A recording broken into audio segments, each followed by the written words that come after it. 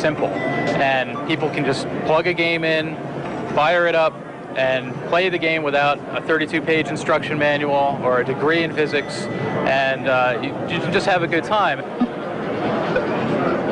In the late 70s and early 80s, video games were simple, two-dimensional diversions that required a joystick, maybe a button or two, and an imagination. Yet countless gamers still prefer the classics. So it's no wonder that more than 1,000 gamesters from around the world flock to the annual Classic Gaming Expo in Las Vegas to congregate, celebrate, and recreate the origins of the multi-billion-dollar video game industry. Here, gamers can wax nostalgic by playing the classics, engaging in tournaments, buying rare collector items, and most important, meeting the industry veterans responsible for it all. One of the reporters that was interviewing us, he said, you know, I have a story I have to share with you. I was in Hawaii for my very first time. That happened to be the week that Dragon's Lair was introduced in Hawaii, and I never saw the beach. I looked at him and I said, oh my gosh, I'm so sorry. And he said, no, it was the best week of my life.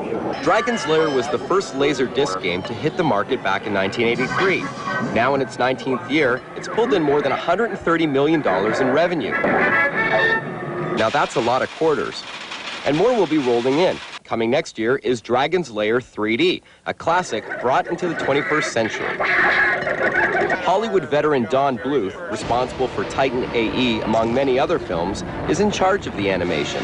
The old game, you watched a movie, and if you made the right choices, you got to go on watching the movie. Nah, not so this time.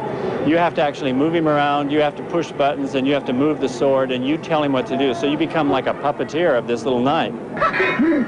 Yet that sophistication might be a little much for folks devoted to the classics. Actually, I have a PlayStation. I've just been collecting dust for a couple years now.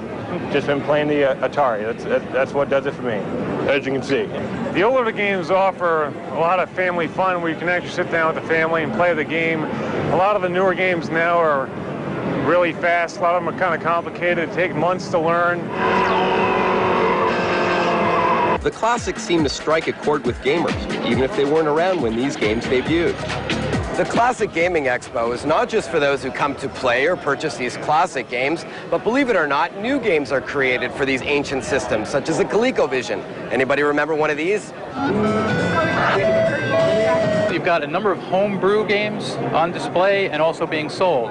These are guys who are they're current day classic game designers. So they have the technology in their hands, they know how to do the programming, and they come out once a year and bring these brand new games out to people who still haven't dusted these old systems, they haven't put them aside. To these folks, it's really never game over.